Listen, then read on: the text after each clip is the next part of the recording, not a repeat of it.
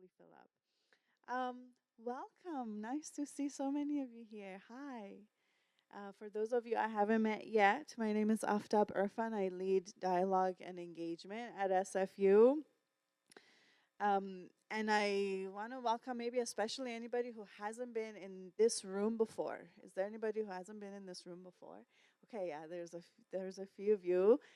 This is the Jack Blaney Hall. This is a building that was donated to SFU about 25 years ago to become a place for dialogue. That's kind of the concept, that it would be a place that people can gather and have the kinds of conversations that we're going to have tonight. So our mission is to convene timely and evidence-informed conversations on the world's critical challenges.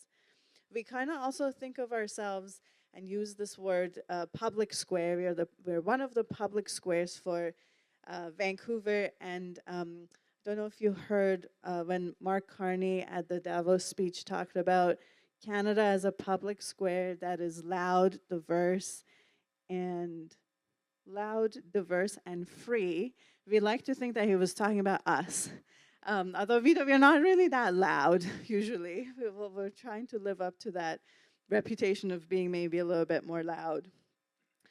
We are also at SFU. This is an arm of SFU, and given that we are in an educational setting, I want to acknowledge the tragedy of Trumbull Ridge Secondary School. Just even thinking about people going through something like that at an educational setting has been making a lot of us shaky. I know the past day.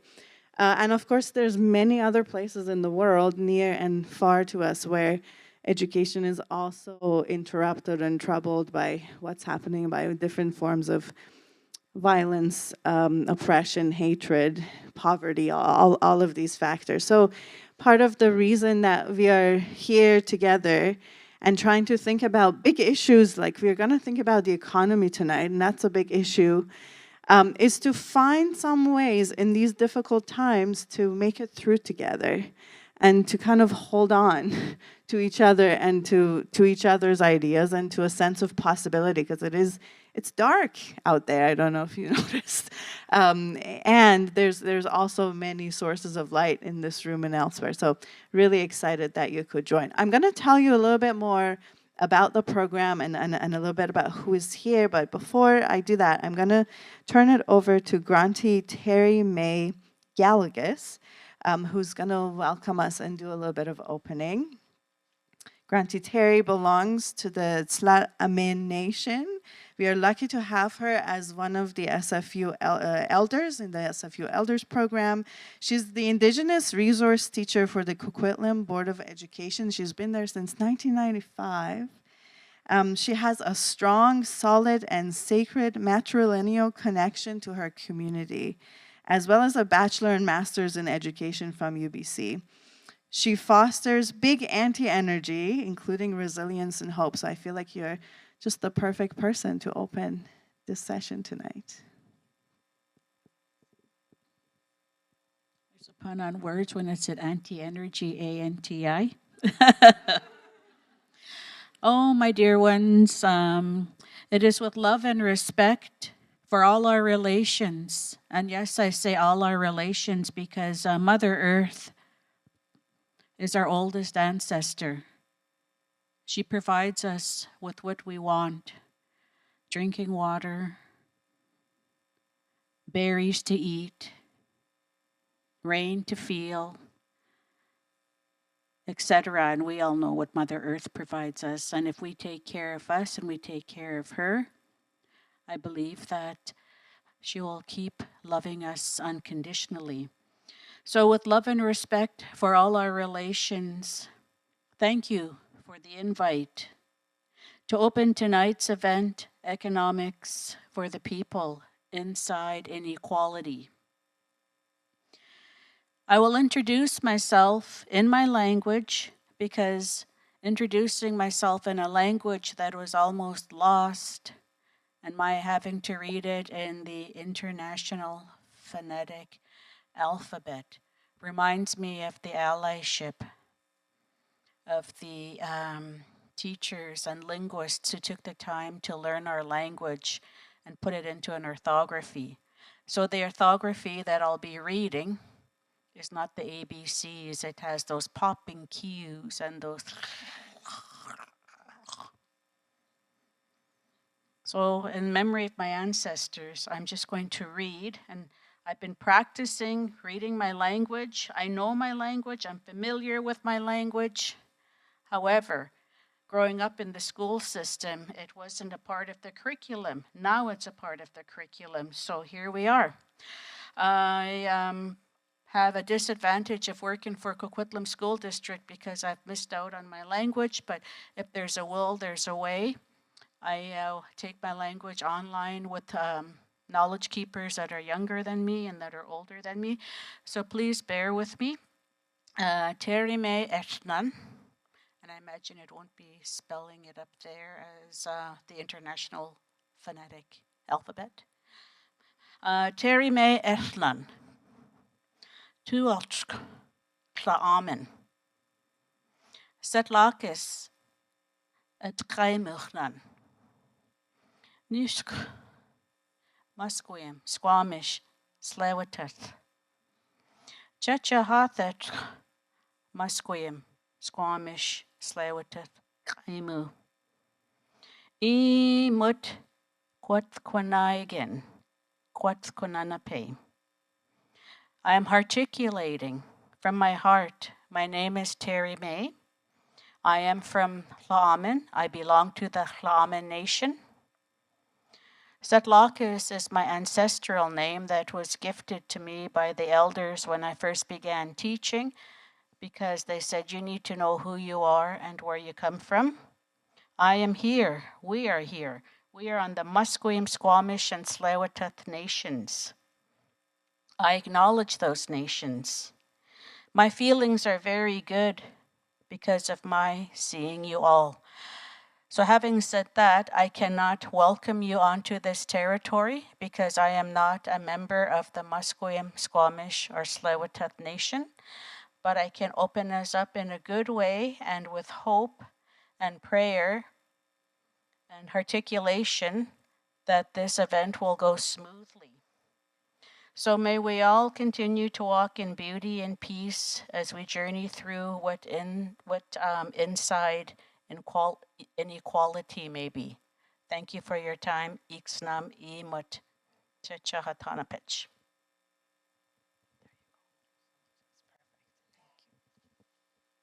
Awesome. Thank you.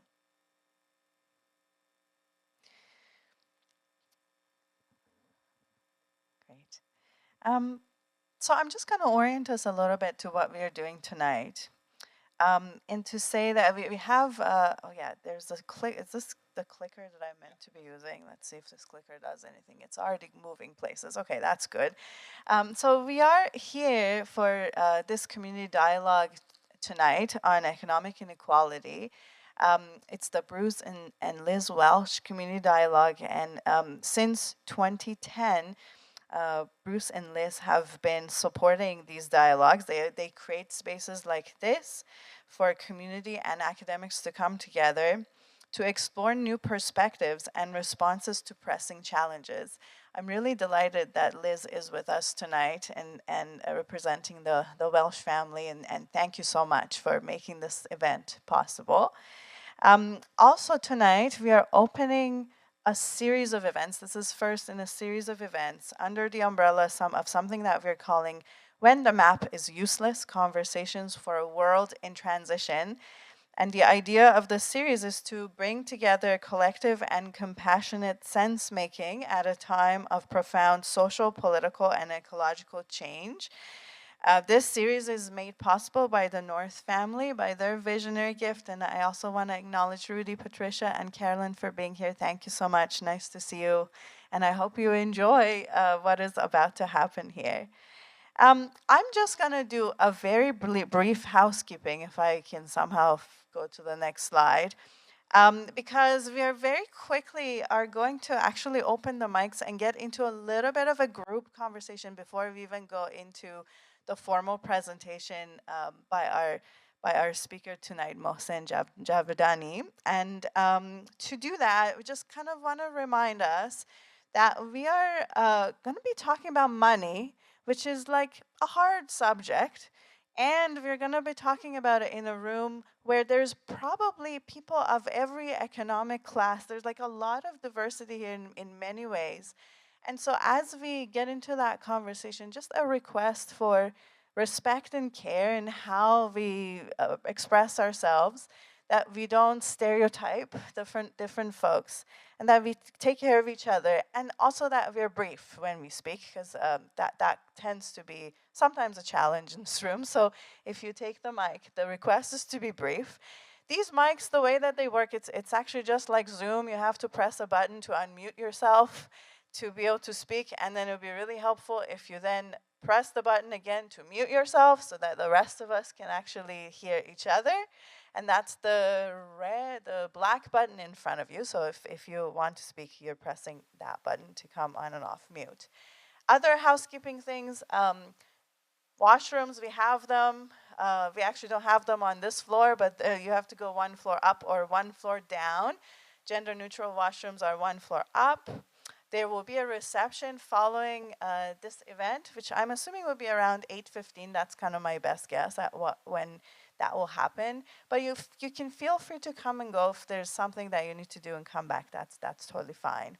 And then tech-wise, we talked about the mics, and the other thing that is happening is that we're going to have some level of interactivity which involves using your phones. It's not like hanging out on your phones, but it is using your phones to give some inputs into some key questions that we have. There's kind of like little quizzes and interactive things throughout the lecture tonight. So the way that you participate in that, if you want to, and this is not, you don't have to, but it would be kind of fun if many of you did, is to scan this QR code, which is the square on the screen. And so you use your phone, you kind of like zoom on it, and then it brings up a website. You can also alternatively just put in the website, which is www.kahoot.it, and then you put in that game pin, which is 4748971. If you want to play along, this would be a good time to just get this on your phone and get yourself set up. When or if you get in, it tells you to choose like a nickname or a username. You can use your first name if you want, or you can come up with a fun but polite alternative name for tonight. Other people will be able to see it, so they won't know it's you, but still, we want to keep it clean. And if you have trouble with technology, if you could identify yourself, maybe Jude or somebody can run around and help. Jude and Sabrina, like if you need help with technology, just let us know. Somebody will come and help you. So I just want to actually start with this concept, which we used for the title of this series, which is the idea that the map is useless. You may or may not agree with this, and of course we are using it somewhat metaphorically, pretty much completely metaphorically. But I thought we might just start with it kind of literally and think about moments in our life when we have noticed or realized that the map that we're using is useless. Has this happened to anybody? A moment of like, this map is not working. So I'm going to give an example, and then I'm going to open the floor to just hear a few examples of when do you think the map is useless, and what do we do in those moments when the map is useless? So the example that was coming to my mind is, the main SFU campus is on Burnaby Mountain. It's like literally on top of a mountain. And if you go there, your phone kind of doesn't really work. Like the map feature on your phone doesn't really work. So if you're trying to find a building and you're used to using a map on your phone, it fails pretty much. And so a couple of weeks ago, there was a signing of an MOU at the First Peoples Gathering Place on Burnaby Mountain. And there were some indigenous elders who came who were trying to find this place, and their phones aren't working, and they can't find their way. But the First Peoples Gathering Place has a big fireplace, and there's fire in it, and there's like smoke coming out of the top of the building. And so the elder said, we just were like, let's smell around for where the fire is coming from, and literally used our noses to kind of like find ourselves to this building when the map is useless. Some of you might also have experience in other countries. It's like there's a map, but it doesn't have any of the features, or maybe there's just no map at all. I'm just going to open the floor and see if there's a couple of examples of when have you literally come across a map that was useless, and what did you do? What are the strategies when we're in that moment? Whoever's ready can unmute themselves and throw something into this mix. I know you have one. I mean, Hello. where? Yes, go ahead. My name is Jose. I come from El Salvador. In some areas in my country, there's no way of getting signal or basically a way of navigating around. So what we do usually is we stop at a house or a person that's walking by, and we usually give a name of the person that we're looking for or the area that we're looking for, and that's usually how we start getting to where we need to go. Great, lovely. So you ask around for the people you're like literally the name of the person you're looking for. Lovely, thank you. That's a great example. Others, when the map is useless? Hello. I was navigating my friend once, and this is in Delhi, so we've got like everything from like motorbikes to like auto rickshaws to cars, and she was driving a car, and it basically told us to take a left, and the road was so narrow that her car almost got stuck. So yeah, I think that strategy is just pray, and like you're like, okay, the car doesn't get scratched. But other than that, like if you ever get lost, there are like certain places where it's like just taking you to a dead end. So like Jose said, you call people. Like I generally call my uncle. He's like a whiz with directions, just being all like, I'm here. Right. And he knows things. He's like, there would be a tree on your right. And I'm Yeah. like, how do you know that? He's like, take a left from there. I'm like, okay, cool. So yeah, asking for help from people, like Great, actual lovely, people. lovely. Yeah. So this example really is like, first of all, I can't trust the map that is broken. It's gonna take me into the dead end or whatever. And the thing that I do is like, ask an expert, somebody who knows their way, who knows the trees, who knows where to go. Not just some kind of random person on the street, but I call my uncle. Lovely, that's great. Other examples, have you noticed any maps that are useless? And what, if anything, have you been doing about that? Yeah. I was doing a road trip from El Paso to San Francisco, making a pit stop in Las Vegas, and wanting to pull over and pull out the map to orient myself, and pulled into a shopping mall parking lot. I was driving a car with Texas plates, and very quickly a woman came up to us and said, this is a dangerous place, you need to leave now. So of course that's not going to say anything on the map about that. Right. So you kind of like supplement the information on the map with what hopefully people will tell you. Lovely. So even when there's a map, there's some layer of information that's missing. It's incomplete. Great example. Anything else, either literal or metaphorical? When the map is useless, what do you do? Hi. I've been finding recently, I've been trying to navigate even around Vancouver and in nearby areas, and if I pull up my destination on Google Maps and I leave the directions on, it seems like it frequently wants to take me into weird side streets and wants to take me onto routes that are theoretically faster but involve a lot of really weird turns. So in this case, I've noticed that it's started to get easier to just figure out where the end point is and then navigate to that area based on what I know, which is kind of unintuitive because I keep thinking, oh, it's going to be better with the map, and it's not. Gotcha. So this example is like, I just trust myself over the map. In Right? that situation. I kind of go with my sense of what's right because the map is just misleading me in this case. That's great. Examples. Yes, go ahead, Shiv. Yeah, I whenever I read maps, even on this smartphone, I'm colorblind, and sometimes they're putting up directions, and either the streets are not mentioned, so then you don't know what street you are on, and also, so you might end up going. For example, you say that go. So, for example, you are on Commercial Drive, and then you are supposed to go to Venables. Now you don't know which side of Venables should go. You might end up going the other way when you want to go the other way, because the numbering system is not very good. So sometimes it misleads. Yeah. And what do you do in that case? Well, I walk and go back the wrong way. Yes. So that's not uncommon. Yes. Because That's a very important example. It's kind of like sometimes we don't know that it's wrong. It's maybe giving us the wrong information, but we kind of have to go the wrong way and come back. Like there's a lot of adjusting and making errors and figuring it out. yeah. We So won't always know the answer.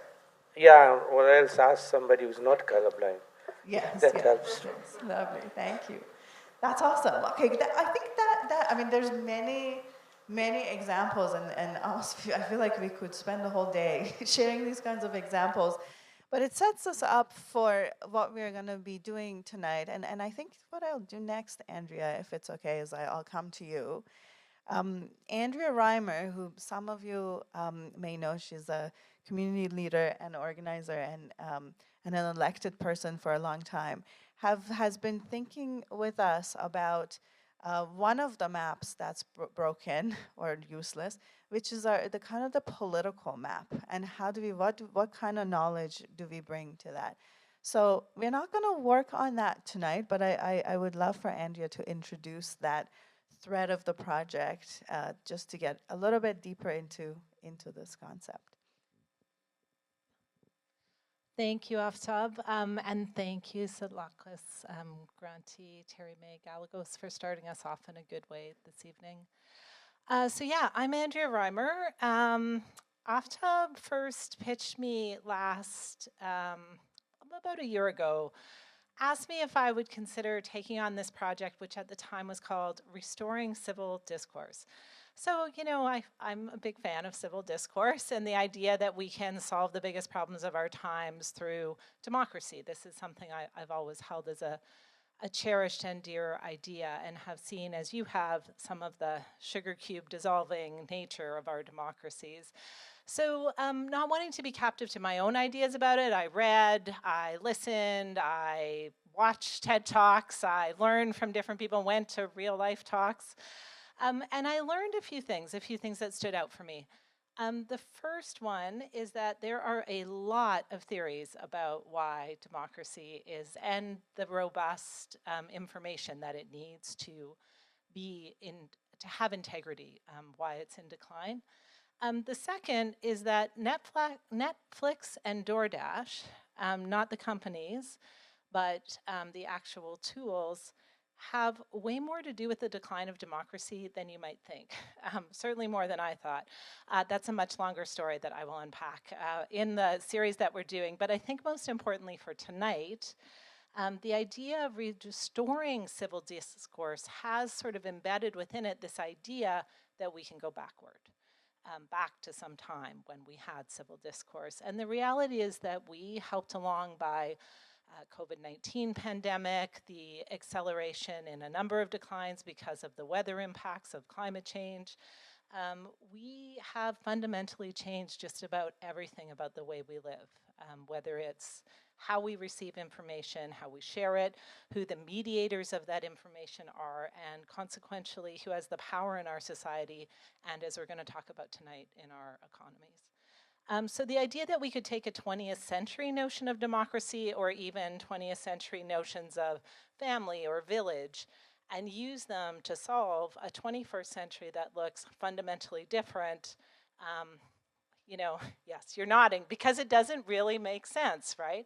The map that I grew up with is useless.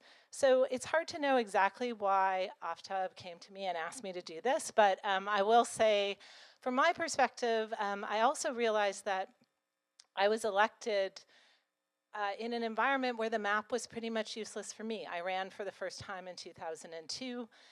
I was a woman, I was 29. I ran with the Green Party. For those that don't know, there were 0 people elected with the Green Party at that time. So the chances of me getting elected were pretty much 0. I also am a former sex worker. I was a drug user. I lived on the streets for a number of years. So the chances like suddenly go from 0 to negative, I don't know, something, a large number, let's say. And yet there I was, I got elected. And I have since gone on to do a lot of things. First, I guess, in politics, not just personally, but worked with community to make innovative policies that were the first of their kind. And so know something about what it's like to try and make things happen when the map that people hand you is useless in the environment that you're in. So I'm hoping what I've learned from all that can help support the dialogue for the second pillar of this project, which is now called Bridging the Political Divide. And I'm excited for the opportunity to learn tonight with courage and compassion and curiosity, all the big pieces that we need to bring to this conversation, and bring some of that learning into the second pillar when we launch in April. Thanks. Awesome. Okay. I think we got to hand it over to Mohsen now, otherwise we'll be doing this for a long time. I'm just so pleased that you said yes to doing this. When I first started at SFU, we had a conversation, we went for a walk and we had this conversation, and you're like, you do these talks and fancy things, like, I think we should explain economics to people. And 2.5 years later, here we are. So Mohsen is a professor in economics and in public policy. So this interesting intersection, which is super relevant to the conversation that we're going to have today. And so I'm going to hand it over to you. I think you are mic'd up, so maybe I'll keep this. And if we need to have some back and forth, I'll just come back up.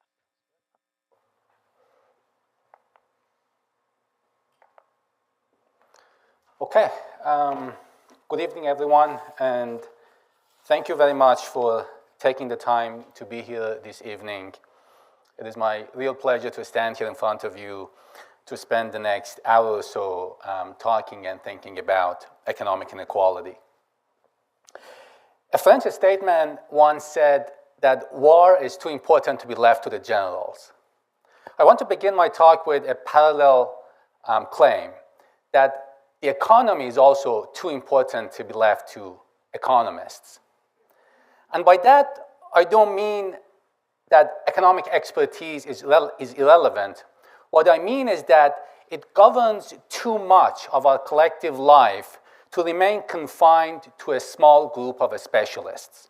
If you think about it, it shapes public policy, social priorities, and our everyday understandings and expectations about what is possible, what is affordable, and what is considered realistic.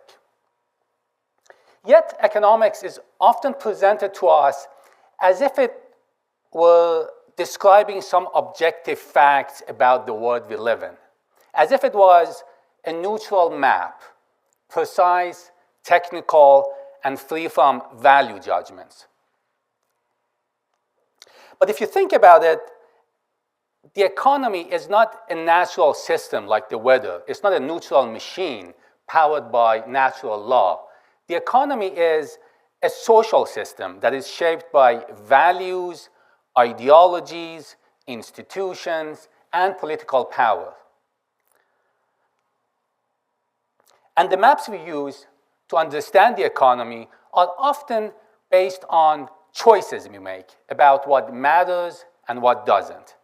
And when it comes to those questions about what matters and what doesn't, these are often not questions that we can settle technically or objectively. Let me give you an example. If you think about what is a reasonable, a fair, a justifiable level of inequality in a society, there is no magic number. We cannot answer that question objectively or technically. That's a deeply political question in the sense that it's a question that needs to be answered collectively as people decide together what kind of society they want to live in, as they negotiate their shared values and as they make judgments about who has the power to speak, to act, and to participate. Now, when these maps work, they help us to orient ourselves. We talked about this today. But when they fail, they often mislead us by normalizing extreme outcomes, by smoothing over danger rather than highlighting it, rather than marking it, by obscuring power rather than naming it, and by turning political choice into apparent necessities, into technical inevitabilities. Let me give you another example. Very recently in Canada, we had an inflationary period. Many families struggled with increasing prices to make the ends meet. And while we were going through this inflationary period, we were told that the only viable option to tame inflation is for Bank of Canada to increase interest rates. In a way, we were told, like, it's too complicated, it's too technical, you don't understand it, trust us, that's how it works. Now, the problem with this type of framing is that when we talk about these types of problems in terms of technical inevitabilities, then we close the conversation. Those people who basically pay the price for these types of policies are, in a way, effectively pushed out of the conversation. And questions about who bears the cost are hidden behind expertise as opposed to being openly debated as questions about fairness and power. And I think we are living in a moment when an increasing number of people are starting to think that the economic map is no longer reliable. Economic growth has continued, yet insecurity and precarity has deepened. Wealth has expanded, as you will see later today, but opportunity has narrowed for many. And economic inequality has risen significantly, yet it is often treated as a side issue rather than a central feature of how the system operates. So I think because of the type of moment we are in at the moment, economics for the people is an important thing that we need. And economics for the people is based on a simple idea, a simple premise, that economic questions belong to all of us. That as members of a society, we all need to be able to understand, debate, and challenge the stories we are told about the economy, because those stories directly affect us. And this is significantly important when it comes to the issue of inequality. Because when you think about it, economic inequality doesn't just happen. It doesn't fall from the sky fully formed. It is produced, justified, and sustained by very specific economic narratives, very specific economic stories.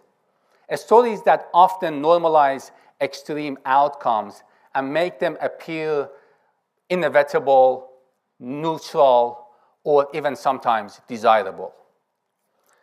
So I have a bit of an ambitious agenda in front of me today.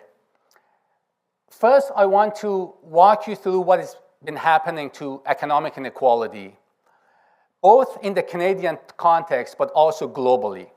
And what I want to suggest is that when we are thinking about economic inequality and how it affects us, it's important to understand the Canadian context, but it's also important to move beyond the Canadian context. Because as you will see, some of the major forces that are shaping economic inequality are not confined to the Canadian context. And here I'm talking about things like globalization, like technological change. So it's better to adopt a broader perspective because the main actors operate at the global level.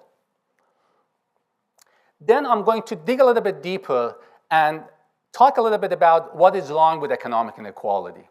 And I always emphasize this when I teach a class on economic inequality. This is a question that we often gloss over. We sort of pretend that it's clear why economic inequality matters. But I think it's important to pause and think a bit more carefully about why economic inequality matters. And then I'll briefly talk about why this is happening, and I'll conclude with some proposals, some ideas about what we can do about this. Now, let me highlight the key takeaways right at the very beginning. These are things that I'm hoping you would take home with you tonight. The first thing I want to highlight is that economic inequality, and today I'm going to focus on economic inequality in income and wealth distribution. And the first thing I want to highlight is that economic inequality in income and wealth has reached extreme and dangerous levels. And when I say dangerous, I'm not trying to be alarmist. Historically, when you look at extreme levels of economic inequality, they have always been very destabilizing, not only economically, but also socially and politically. When you think about a society has a certain capacity to absorb inequality, to justify inequality, beyond which menacing forces are going to be deployed that are going to erode the fabric of that society. They're going to erode a lot of democratic institutions. And you can just look what is happening south of the border to get an example of how that is going to operate. The other thing I want to highlight is that the distribution of income and wealth is not only an economic issue, it is a deeply political issue in the sense that I talked about earlier. It's a collective problem as we decide how we want to live with one another and how we want to organize the society that we want to live in. And there is also nothing inevitable, there is nothing absolutely natural about inequality. Inequality is deeply political and is also a policy choice. But the good thing is, because it is a policy choice, we can choose differently. The other thing I want to highlight is that markets alone cannot and will not fix this problem. We are where we are at the moment because the market forces are actually operating at full power. Which brings me to the final point that I want to highlight, which is that our government has a responsibility to urgently implement a comprehensive action plan to curb the significant concentration of income and wealth at the very top, which is what the story is tonight. And this can be done using all sorts of different methods. Prominent among them is higher taxes on the super wealthy and also making sure that they cannot accumulate high levels of power and wealth in the future. So let's start with what is happening. And as Aftab mentioned, there are 5 quizzes tonight, low stake or no stake quizzes. So the first question is about the number of billionaires. So I want to know if you can guess how many billionaires exist in the world today. And as you are trying to answer this question, and there are 5 options there, 500, 1,000, 2,500, 3,000, and 5,000. As you're trying to answer, let me put the number into perspective because we are in a way desensitized when we hear these numbers. $1 billion in wealth means if you were to earn $1 per second, $1 per second, which means $60 per minute, which means $360 an hour, it takes you 32 years to accumulate $1 billion. That is working every second of every hour of every day without saving a dime for 32 years. That's how long it takes to accumulate $1 billion. Now, how many people do you think exist in the world who have $1 billion in wealth? If you are locked out of Cahoots, if you're locked out of Cahoots, is it still working? No?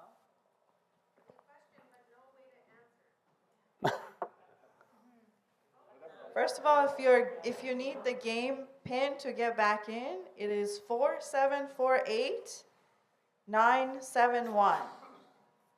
4748 971.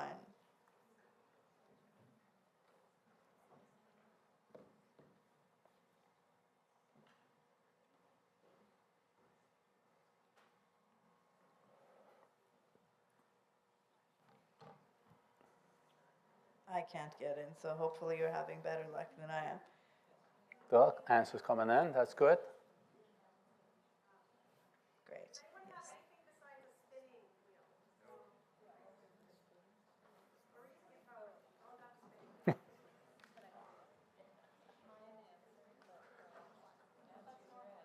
We can also do it the old-fashioned way by raising hands if it doesn't work.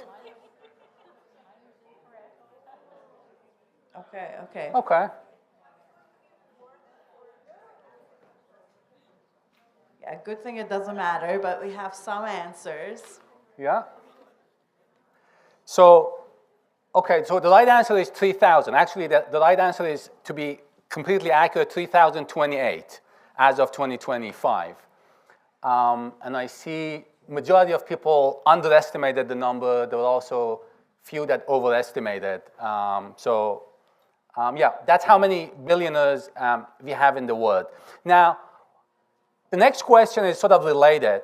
To put this further into perspective, what do you think is the total wealth of these 3,028 billionaires? The total wealth. And before you answer, just to put the number into perspective again, and the numbers in trillions of dollars here, starting from 4 trillion all the way to 16 trillion. Just to put the number into perspective, Canada's GDP, which is the value of all goods and services that were produced in Canada in 2024, you can also think of it as the entire national income of Canada, was 2.24 trillion US dollars, right?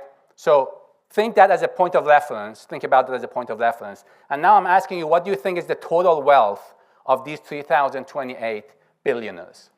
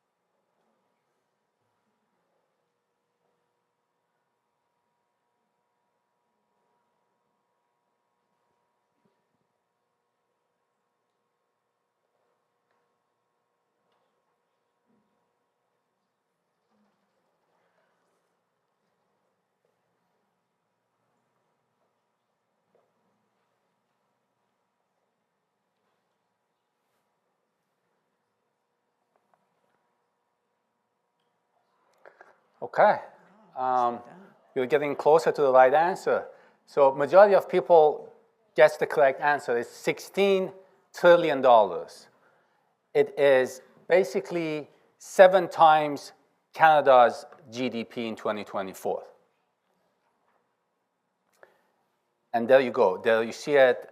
Forbes magazine keeps track of the wealth of these billionaires, and the total wealth was $16 trillion. But there's another thing I want you to notice beyond the sheer number. Take a look at the picture. It's sort of a celebration, a group portrait of a kind. And the message is subtle, but I think in a way clear, that these are the winners. These are the people who matter. These are the people who shape the world. Now, sort of looking back a little bit and thinking about the rate at which the wealth of these billionaires has accumulated over time. We talked about the total wealth, but how fast has the wealth grown over time? For these billionaires, 3,000 people, by the way, overwhelmingly men, as you might have noticed in the picture, they gained $9 trillion just in the last decade, between 2015 and 2025. So the wealth went up from $7 trillion to $16 trillion just in a matter of 10 years. That's 4 times Canada's GDP. Another way you want to think about it, it's enough to end annual global poverty 5 times over. Let's zoom out a little bit.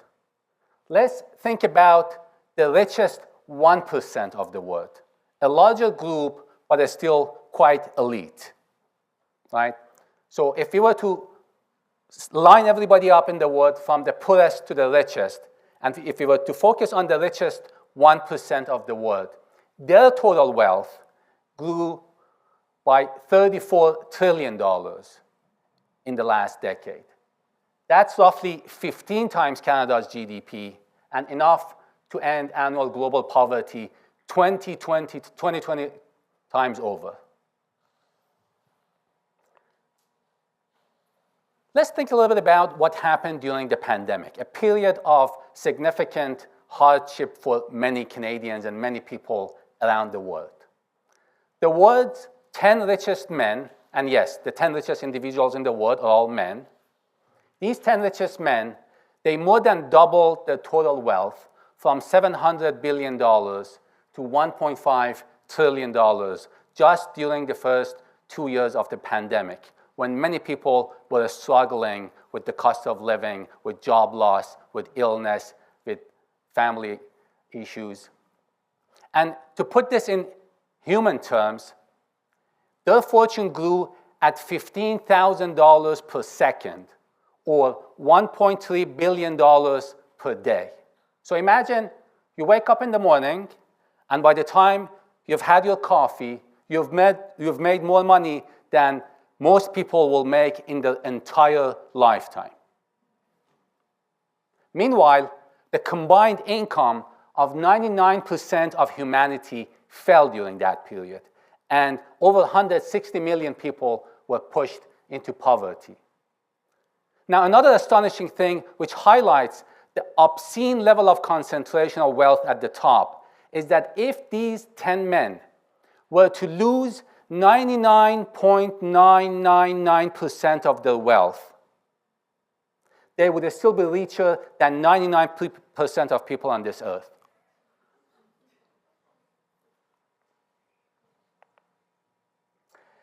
Here's what happened in Canada during those 2 years. Now, here I'm switching from wealth to income because there's not a lot of detail available when it comes to wealth data for Canada. So I'm looking at changes in real income in Canada between 2020 and 2022 for different groups.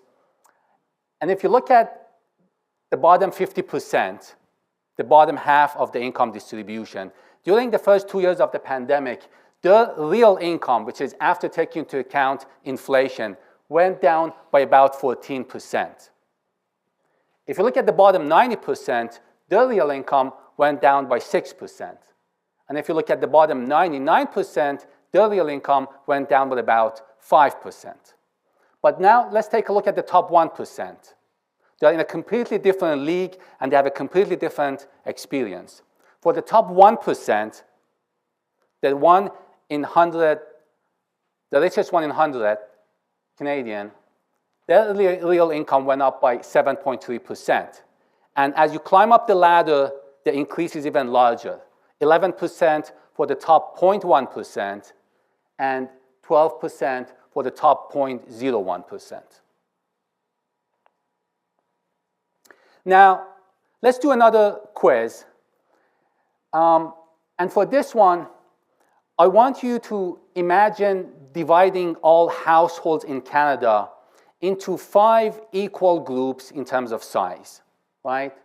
So what we are doing is we are lining up everybody from the poorest to the richest, and we are dividing them into 5 equal size groups. The poorest 20%, the second 20%, the middle 20%, the fourth 20%, and the top 20%, okay? Now, what I want you to do is I want you to decide what you think is a fair or ideal distribution of wealth among these 5 groups. What share of total wealth should go to each of these 5 groups? And here we have 4 options. I wanted to let you choose a number so to give you more flexibility. That proved to be too complicated. So there are 5 options here that you can choose from. And I want you to choose the option that you think is the fairest or the most ideal from your point of view in terms of the distribution of wealth. So for example, if we go back to those 4 options, so for option A, 10% of total wealth goes to the bottom 20%, 15% goes to the second 20%, and it gradually increases, and 30% of total wealth goes to the top 20%. That's one option. For the other option, you have 50% of wealth going to the top 20, and you have 5% of wealth going to the bottom 20, and it's varying in the middle. Option C, 3% goes to the bottom 20, 60% goes to the top 20, and option D, 0 goes to the bottom 20, and it gradually increases, and 65% goes to the top 20. So choose the distribution that you think is the fairest or the most ideal from your point of view.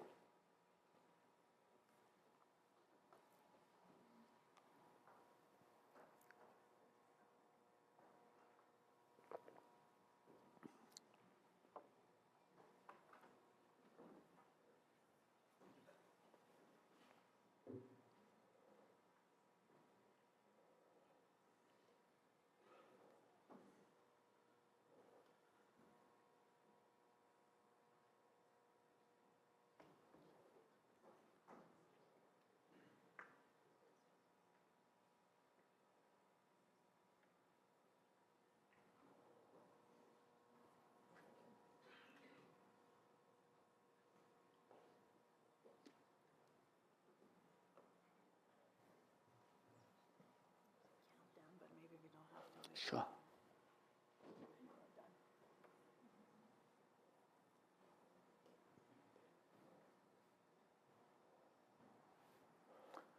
I think we can look at the answers.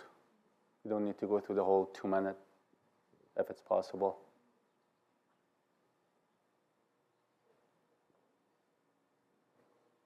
Or if not, we will wait.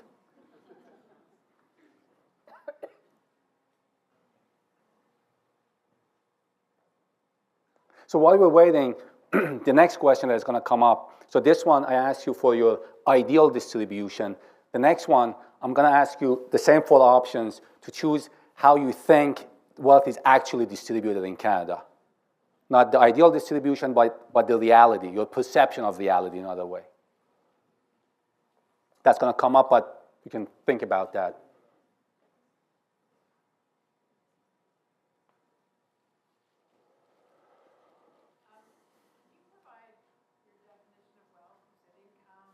Oh, that's a very good question. So when I talk about wealth, it's the value of, it's the total value of your assets minus any debt, any liability you have. And by asset, it could be real assets if you have a house. But if you have $1 million house and you have a $600,000 mortgage, your wealth is really $400,000 because it's the value of your asset minus the debt, right? So wealth could be, real estate, could be business, could be financial assets, stocks, bonds, things like that, minus any debt that you have. Thanks for asking that. That's an important question. Okay, so we have the answers. Majority of people chose option A, which was the most equal or least unequal. And then, sorry, I pushed the wrong button. And then, if I remember correctly, we had some people choosing B, and then, yes, 20 people choosing B, and we had 6 individuals choosing the least equal or most unequal as the desired level of the desired distribution of wealth. Now let's move on to the next question. So now that we have picked the ideal scenario, I want you to choose what you think is the actual distribution of wealth in Canada. The same 4 options. Now I want you to choose what distribution you think is actually the one that we have in the Canadian context.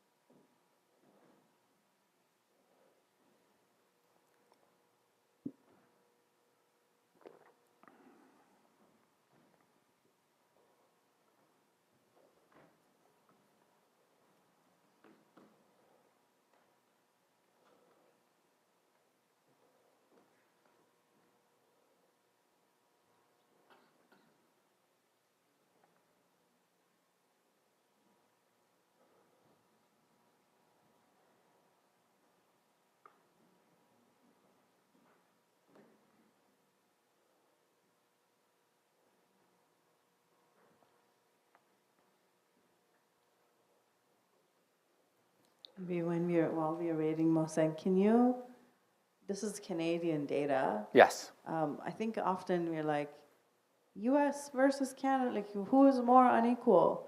Who is more unequal? That's a good question. So the U.S. is more unequal, but if you think about the levels, U.S. has a higher level of inequality, economic inequality in terms of distribution of income and wealth than Canada. But in terms of the trajectory, we have followed the exact same trajectory. So we have been experiencing increasing inequality, and what I mean is the concentration of income and wealth at the very top. So the top income shares, or the share of wealth that goes to the top 1%, it's been increasing in Canada in the same way that it's been increasing in the US, but the American inequality has been historically always higher in terms of level than the Canadian one. And are those 3,000 men mostly American? Mostly American, yeah. Okay, so let's see if we can see the answers. Oh, there are still a few seconds left. Perfect, okay. So now we have very few people who thought the real distribution is the most equitable distribution. And in fact, majority of people chose option D as what they think is closer to reality. And we also have a substantial number of people who chose C. So it's bad, but not as bad or extreme.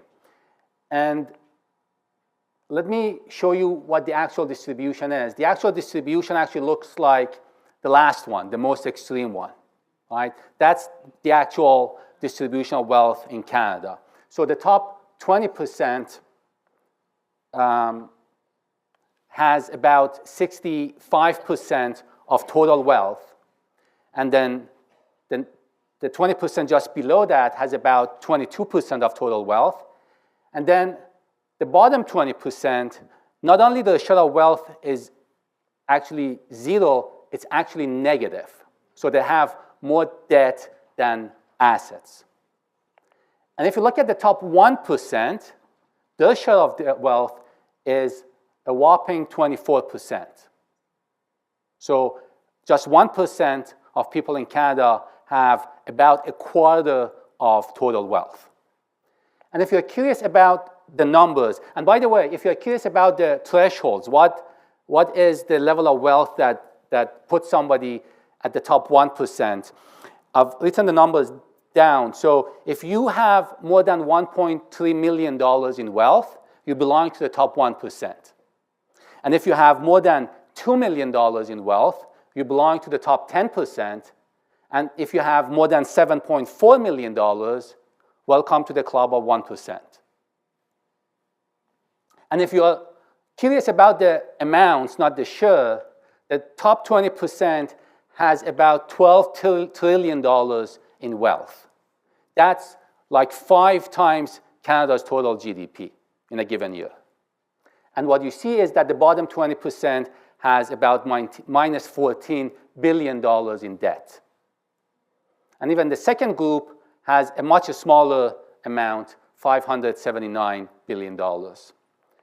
And also, this is another graph that gives you the averages, the average amount of wealth for each group.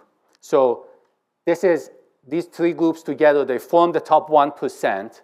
So the top 0.01% has an average wealth of $448 million. The next 0.09% has an average wealth of $60 million, and then the next 0.9% has an average wealth of $13.6 million. So a typical family in the top 0.01%, 1,600 families, they have 4,000 times the wealth of a typical family in the bottom 50% in Canada.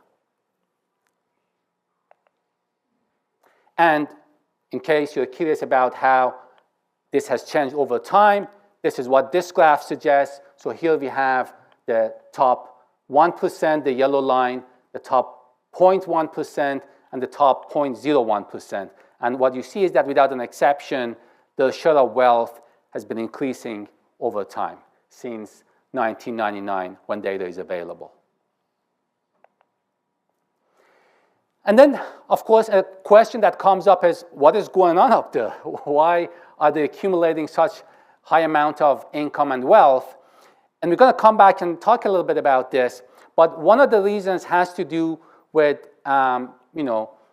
executive compensations and changes in executive compensation practices, right? So this graph shows you the average and minimum pay for the 100 highest paid CEOs in Canada over time, from 2008 to 2024.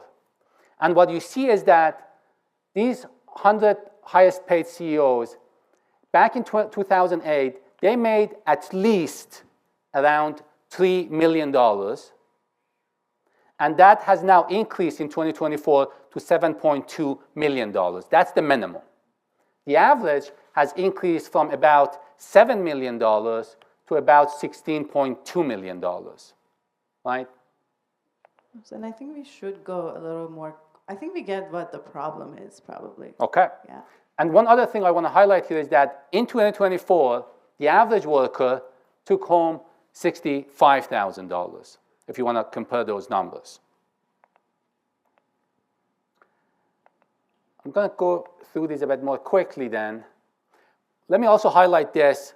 This basically sort of captures this in a different way. So if you look at the ratio of CEO pay to an average worker, back in 2008, the ratio was 175 to 1.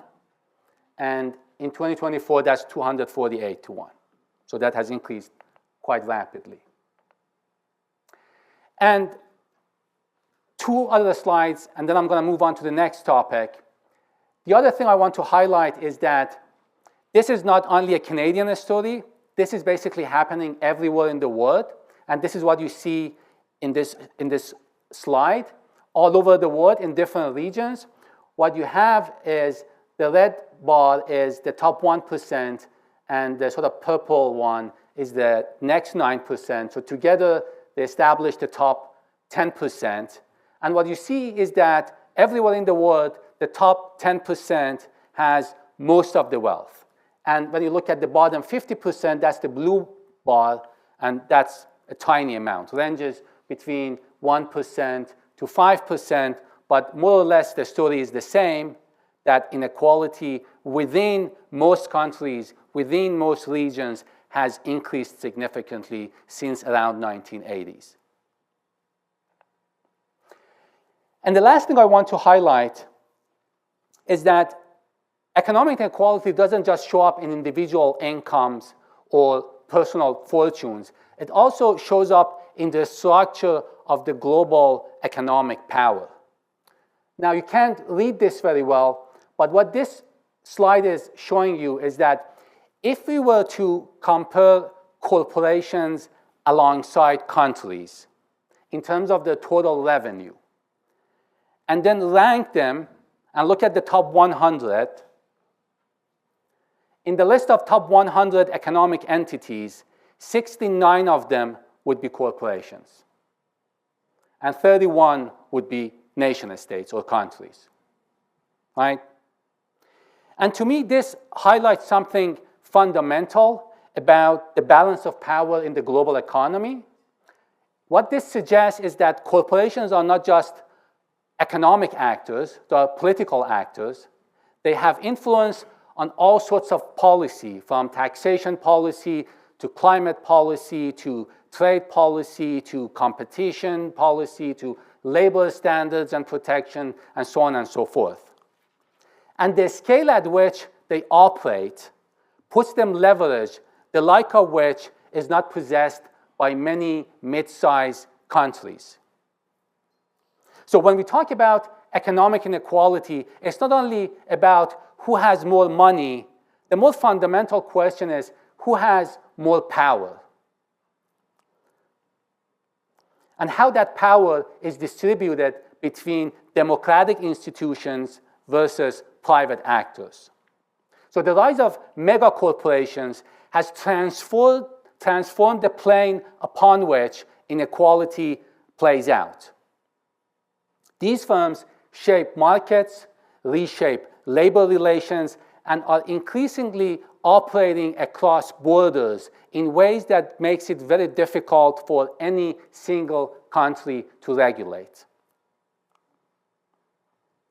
So this slide helps us understand that inequality isn't only vertical, it's not only about poor versus rich, it's also institutional.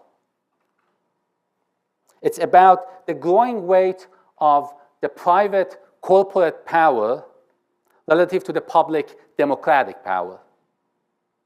And this shift has profound implications ranging from tax policy to climate action to everyday lives of workers. Okay, so now that I've made you depressed about economic inequality and what's been happening, let's think a little bit about what is wrong with economic inequality, right? And I think thinking about what is wrong with economic inequality is important because it gives us a clear account and it makes us think a bit more clearly about what's wrong with laws and institutions that produce and reproduce inequality. Also, if we want to think clearly about how inequality should be reduced, we first need to think clearly about why inequality should be reduced. And there are, of course, a variety of different reasons why economic inequality is important. One reason that I'm going to walk you through, sort of a mechanism, is to show you that economic inequality doesn't just hurt people's wallets, it also destabilizes the entire economy, right? So if you think about economic inequality, one of the major consequences of economic inequality is that the middle class and the lower income groups stop seeing their incomes grow. And remember, these are the people who drive most of the spending in the economy, right? So when the income growth slows down or when they fall behind the cost of living, what happens is that they are going to start spending less into the economy because they cannot afford what they used to.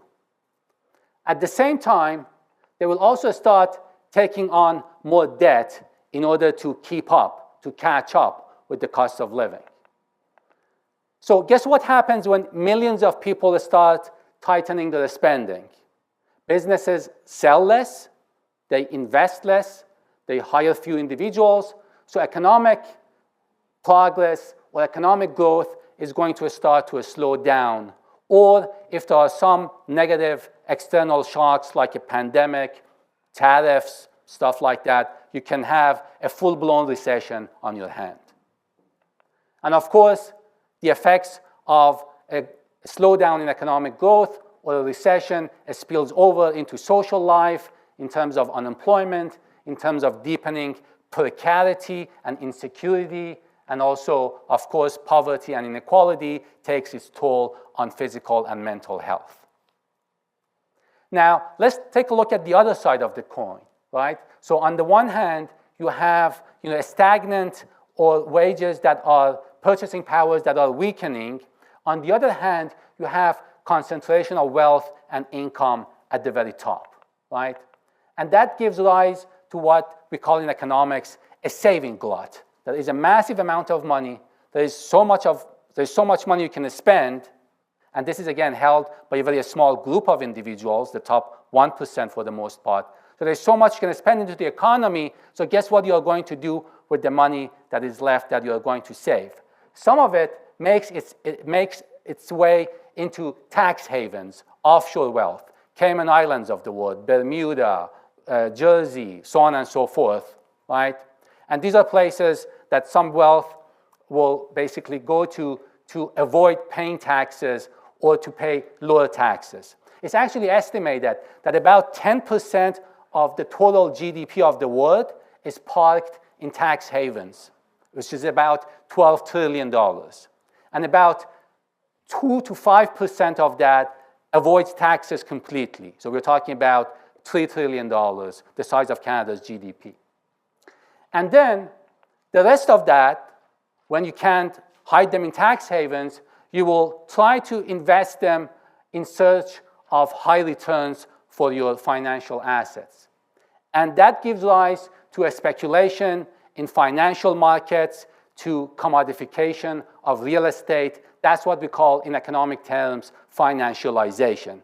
This is when financial logic, financial sector, financial players start to dominate the economic activity. So people are making profit not from making things, but from owning things, basically, right?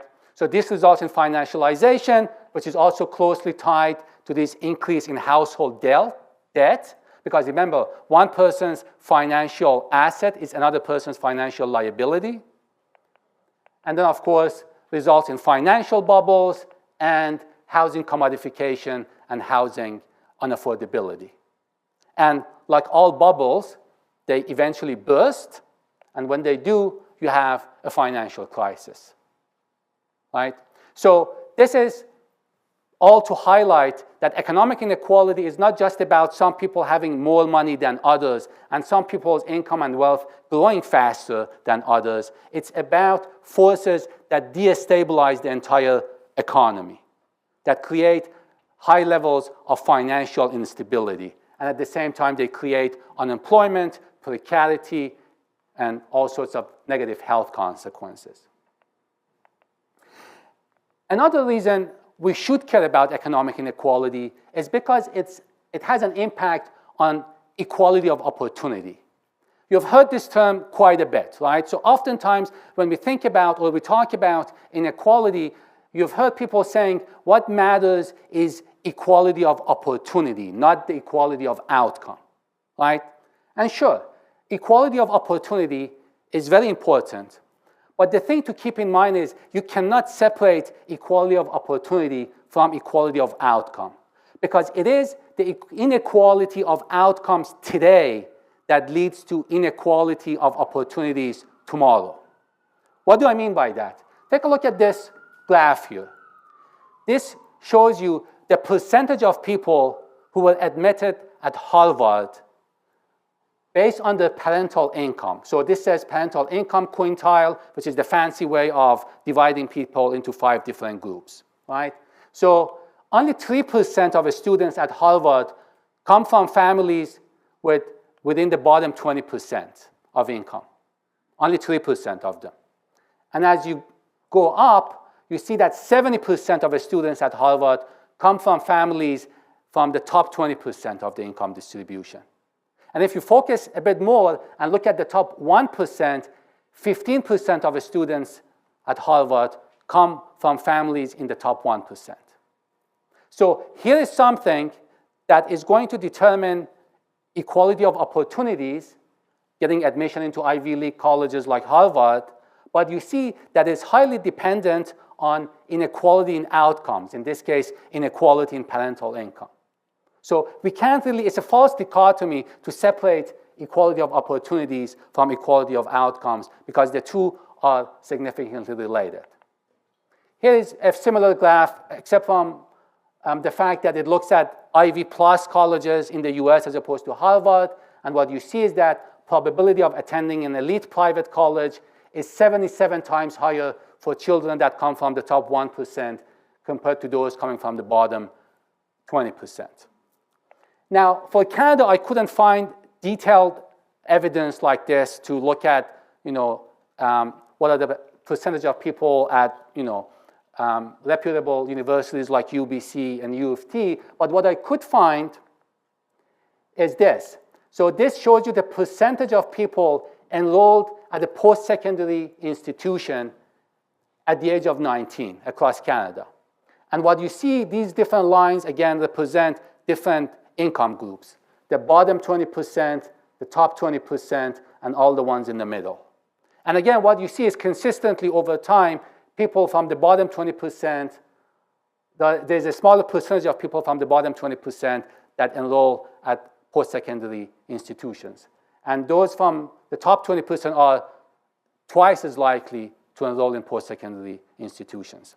And these inequalities show up even earlier in life. So here, you look at something very similar. So what you have here is basically dividing people into 10 groups as opposed to 5 groups. So the bottom 10%, the next 10%, all the way to the top 10%. And what you're looking at is the average grade 4 test scores for the students at grade 4 and its relationship with their parental income. What you see here is this is from a study that looks at differences across different groups. So this is the baseline group. These are students who speak English at home. These are indigenous students, East Asian students who speak an East Asian language at home, and students who speak a South Asian language at home. And across the board, what you see is that, as parental income increases, the average test score of these students also increase. And this is the case for all these students. This other graph shows you the results for grade 7, the exact same thing. The richer your family, the higher your test score. Another reason that economic inequality matters, and this is closely tied to the issue of equality of opportunity, is that it diminishes what we call social mobility. This is actually a famous graph. It's called the Great Gatsby curve. It was presented to President Obama by an economist, Alan Kruger, during one of the meetings of the Economic Council at the White House. It's actually produced by a Canadian economist, Miles Korak, who used to be at the University of Ottawa. And what you see here is on the horizontal axis, you see a measure of economic inequality. So the more you move toward the right, the more unequal a country is. The more you move towards the left, the less unequal the country is. And on the vertical axis, you have a measure of social mobility. So the way you want to think about it is, the higher you go, the parental income is a bigger factor, so there's less social mobility. The lower you go, parental income is a smaller factor, so there's more social mobility. And the different dots here are different countries, right? So the closer you are to the origin, the lower is your level of economic inequality, and the higher is your level of social mobility. The further you are from the origin, the higher is your level of economic inequality, and the lower is your level of social mobility. And what you see is a positive and a strong relationship between economic inequality and social mobility. As economic inequality increases, the level of social mobility decreases.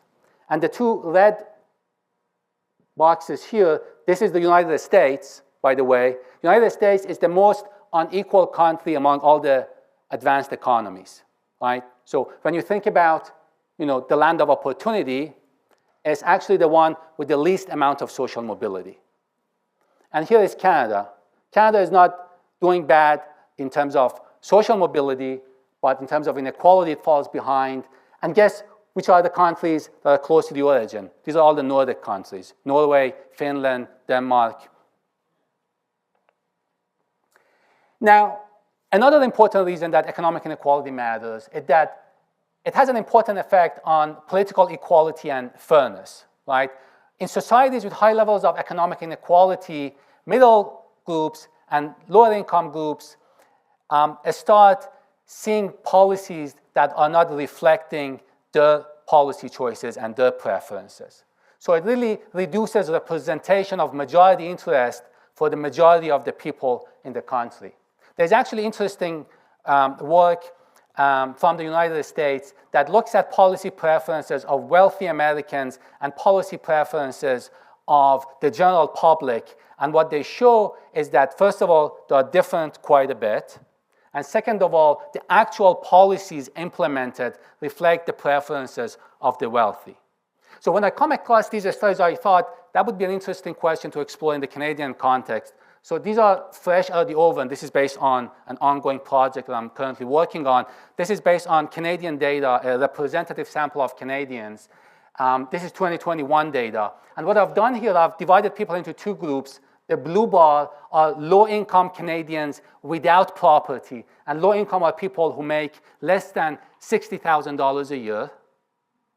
And the orange bar are high-income people, people who make more than $200,000 a year. So almost the top 1%. You are in the top 1% of income earners in Canada. Now, in 2020, 20, yeah, that's basically the top 1%. Now you need to make about $250,000 a year to be in the top 1%.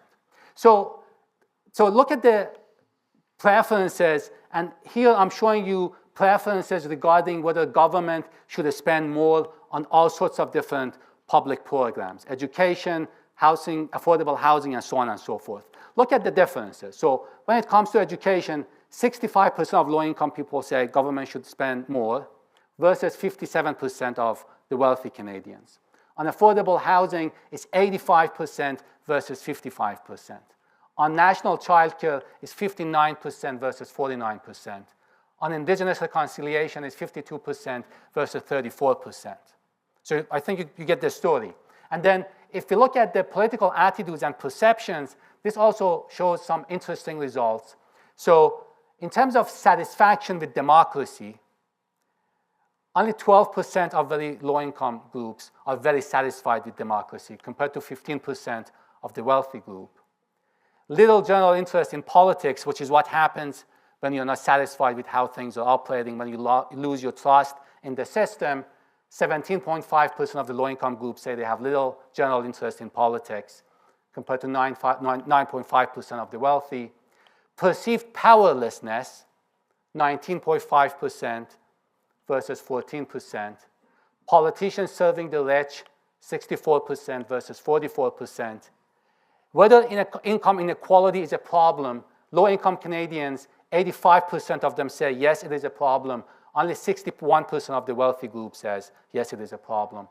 And, you know, it's basically a consistent story across the board.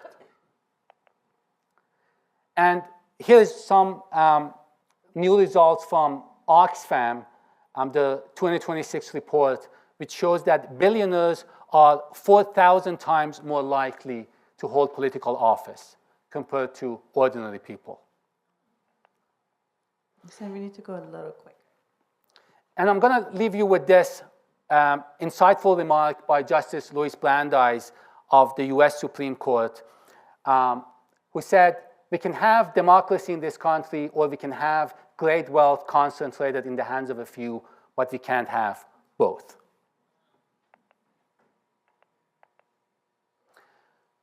And then the last thing is, because democracy erodes social trust, erodes democratic institutions, erodes sense of belonging to the collective society, it also makes it more difficult for us to solve collective problems that we face.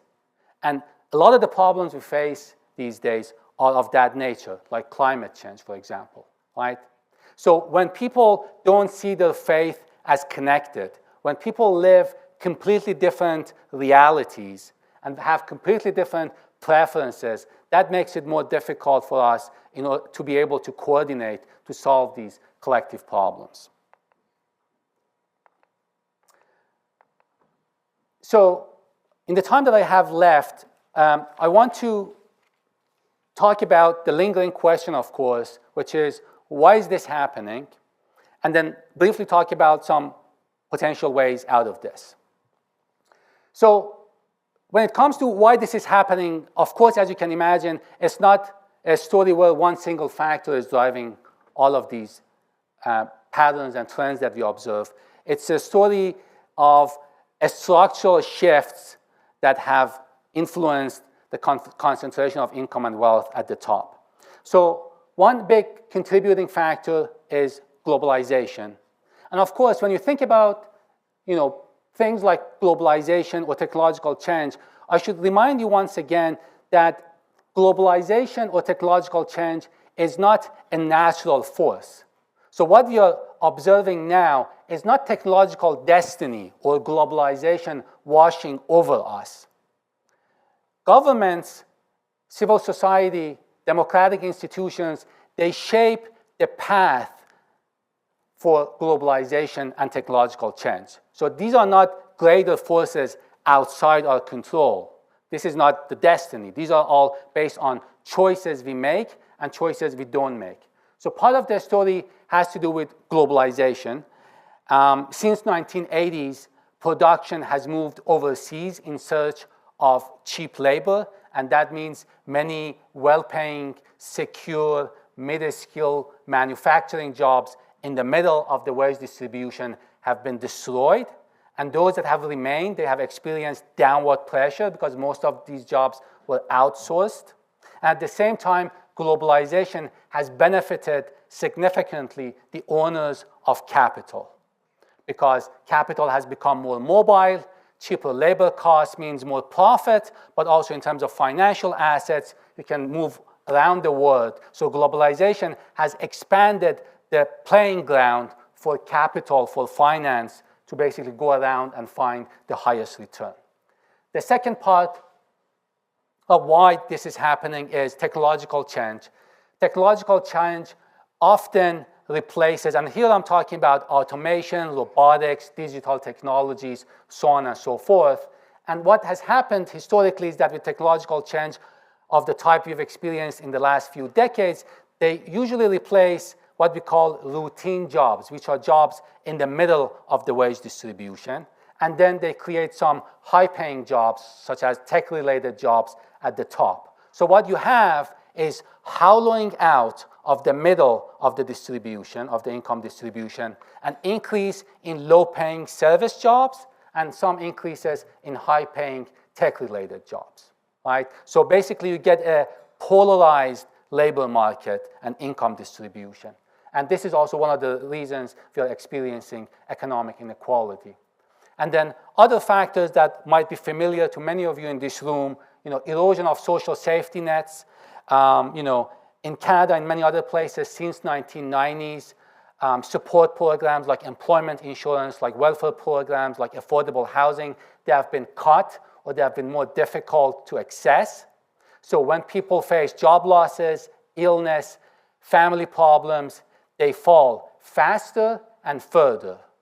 And of course, those who are more disadvantaged, those who are towards the bottom of the income distribution, are more likely to fall, which means this is a cycle of inequality getting reinforced. If you're at the bottom, you are more likely to fall, and if you fall faster and further.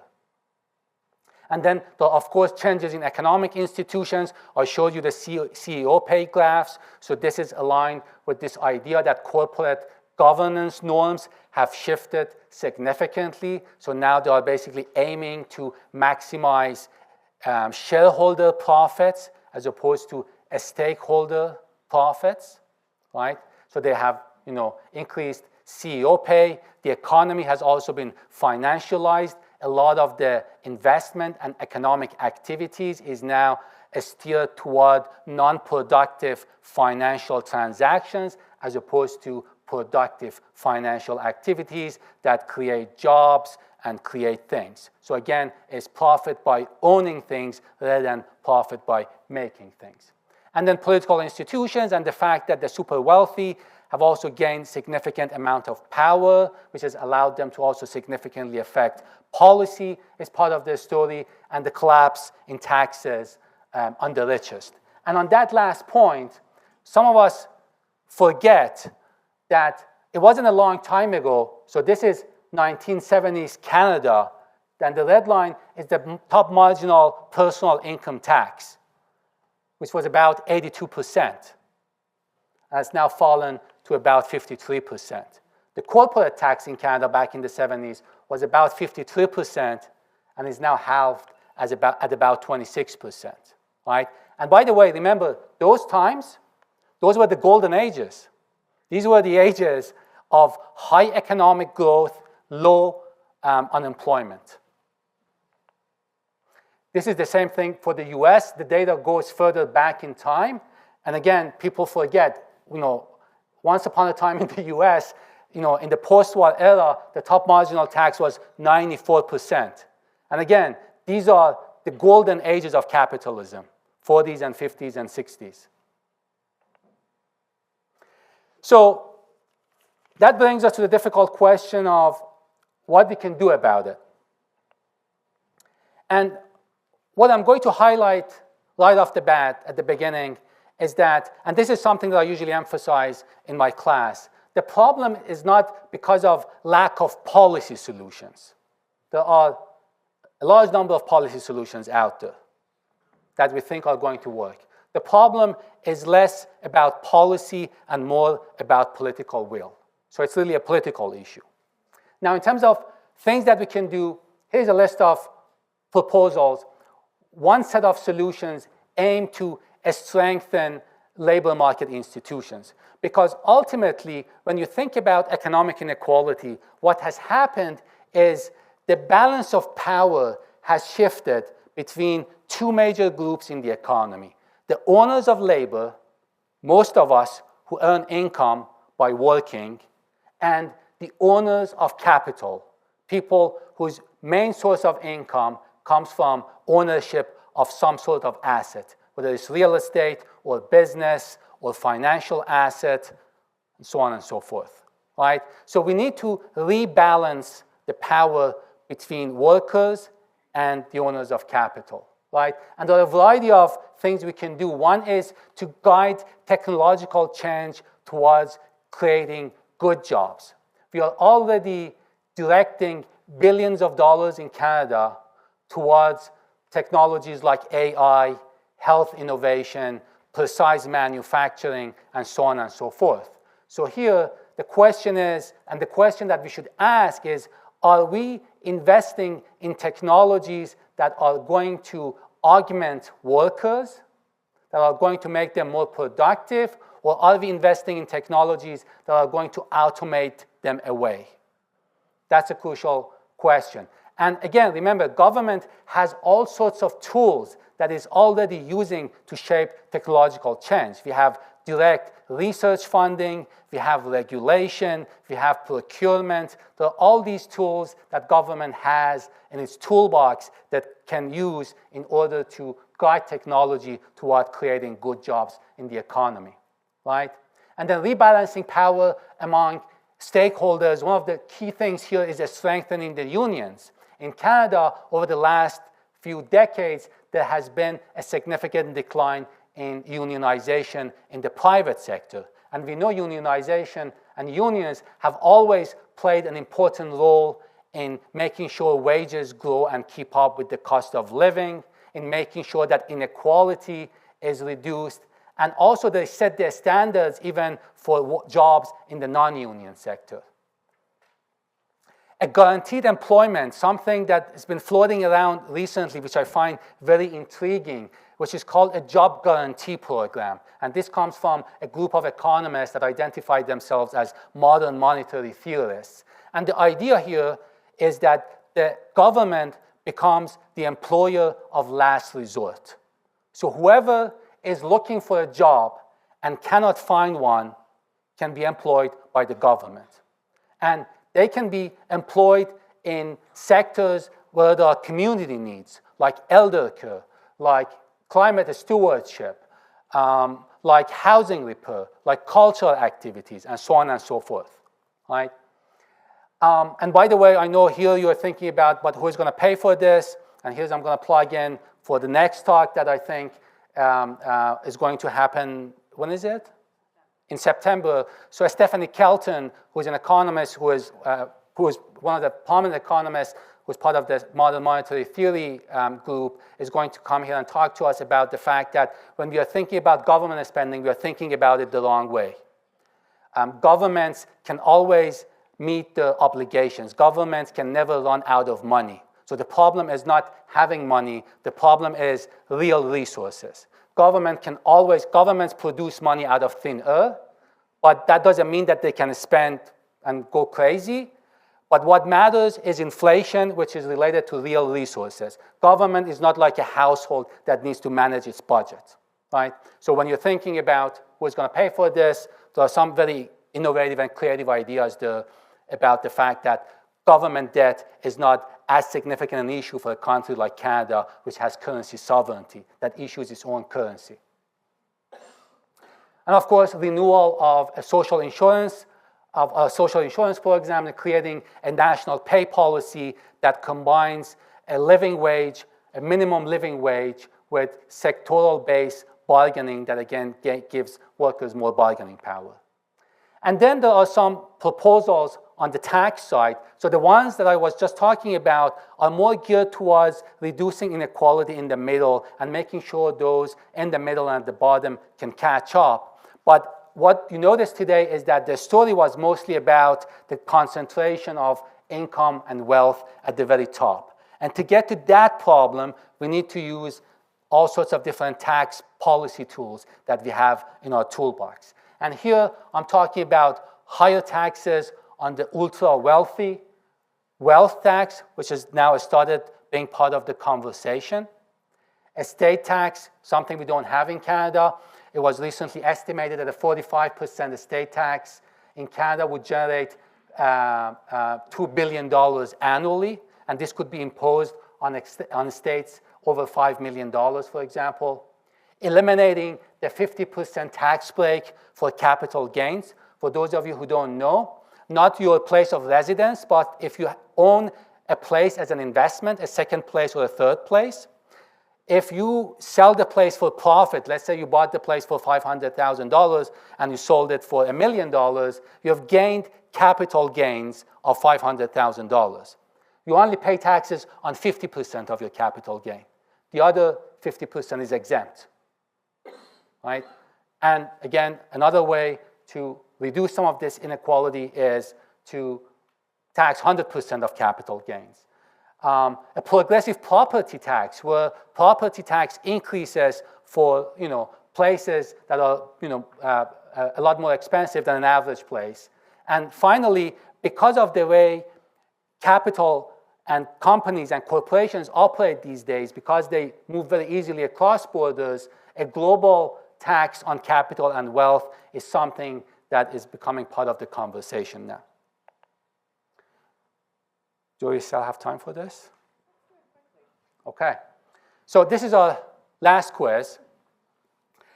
So there were a group of people who campaigned around the idea of willingly asking governments to tax them.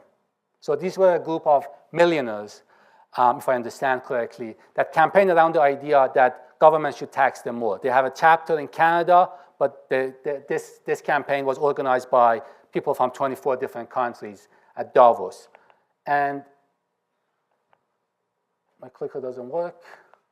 I think you might have given away this answer. Let's just see. Have I? To it? Oh, I have. My apologies. Yeah, we were going to ask which group you think led this campaign for higher taxes on themselves, and this was nearly 400 millionaires from 24 different countries. I think we can move.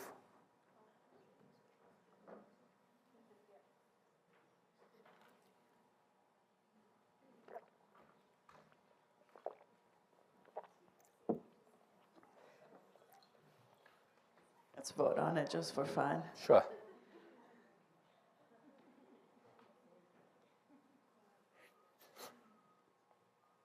So while we're waiting, so the last point I want to highlight is when we float the idea of a wealth tax or higher taxes on the wealthy, the typical pushback that you get is, yes, but if you increase the tax on the wealthy, they're just going to take their wealth, take their assets, and leave, right?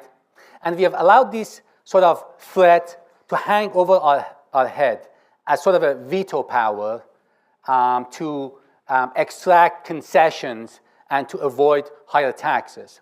And there's quite a lot of evidence that suggests, yes, that is a real issue that we need to think about, but there is all sorts of wealth that is less mobile or immobile. So for example, a progressive tax on more expensive real estate, people can't take the property and leave. So that's something we can do. And also when it comes to other forms of wealth, we need to remember not that those wealthy individuals are deeply connected to their country and to the community they live, both in terms of their business operations that are closely tied to the labor market, that are closely tied in terms of their political influence to all the connections they have. So it's not as easy as, I'm going to pack up and leave and go and live in Switzerland. And then, a good example of a successful wealth tax is that of Norway. They've had this for multiple years now, and it's been doing a good job in raising revenue. And then, of course, I think we're running out of time, so I'm happy to talk about this as part of questions if you're going to have them. Whether it can be done or not, that's one of the important questions, because that's a separate question from what can we do about it. There's no lack of policy ideas when it comes to what we can do about it, but whether we can do it or not, that remains another important question. And so I'm going to leave you with this insightful quote from Anthony Atkinson, an economist at LSE who passed away a few years ago, who did quite a bit of work on economic inequality. And he suggests in his book that the rise in inequality can, in many cases, be traced directly or indirectly to change in the balance of power. And this is what I was talking about earlier, the balance of power between the owners of labor and the owners of capital. If this is correct, then measures to reduce inequality can be successful only if countervailing power is brought to bear. Thank you very much. Thank you.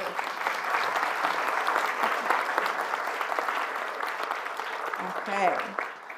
So we are at 8:15. We can take a few questions before we go to the reception. Just before we open the floor for questions, I just want to point out we've just heard a lot about money, which again is one of those uncomfortable topics. And some of us might be feeling all kinds of things, right?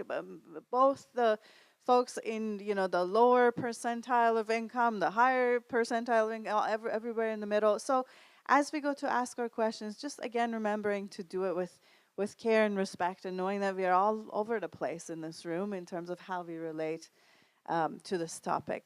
I think maybe I'll just point out one thing that you're saying at the end, Mohsen, which is like this question of could some change happen? Could governments make some different decisions? Partially depends on this, right? It partially depends on the people in this room and in rooms like this. So it is a question of what do you pay attention to, what do you read, what do you vote for, what do you lobby for? And what we know is that there are a lot of, if we don't understand this picture at all, we couldn't make good informed decisions about who to vote for, which is why we are putting on this event. And that is true regardless of what level of income you're in. We are hearing about the millionaires who are also saying we need this type of change because this level of inequality is not good for any of us. So just wanted to put a point on that. Where are folks at? Do you have questions that you are waiting to have answered? Go ahead. Yes. Sure, sorry. Over there to you. Go ahead. Thanks. My question isn't for Mohsen, the economist, but Mohsen, the social theorist, and Mohsen, the historian. Do you ever think back, and I mean, you're a human being after all, so you have feelings and emotions, that neoliberalism was fundamentally a psychological success story above all? That's a very interesting question. So when you think about, and I want to pick up on that term story, right? So as human beings, something that distinguishes us from other species is we tell each other stories, and that's how we sort of orient ourselves and we navigate the world based on these stories that we believe in. And the key is to believe those stories. So for any of these ideological projects to become successful, people have to buy into the idea of trickle-down economics. When globalization was, gathering steam, there were all sorts of scholars who talked about the fact that, this is going to have serious distributional consequences. This is going to leave a lot of people behind. But then the economic elites told us, well, don't worry, this is a tide that is going to lift all boats together eventually, and it's going to trickle down. So first, those at the top are going to benefit, and then it's going to trickle down to the rest of the economy, and that never manifested, that never happened, right? The same thing, I showed you the graph with the United States as being the most unequal and the one with the least amount of social mobility. But how many times have you heard the term the land of opportunity, right? If we were to rank United States alongside other countries in terms of being the land of opportunity, it would be the worst, right? So going back to your point, of course, the psychological, connection that we make to these ideas matters quite a bit. More so, especially nowadays with social media and, we sort of, in a way, live in the era of post-truth. Everything is possible and nothing is possible at the same time. So, yes, that becomes even more important.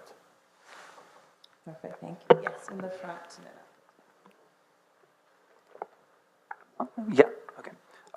AI and automation is forecasted to lay off a large portion of society. Do you believe that this will finally trigger the adoption of a universal basic income so we can shift our fixation from people having jobs to human flourishing? That's a very interesting question. I hope so, right?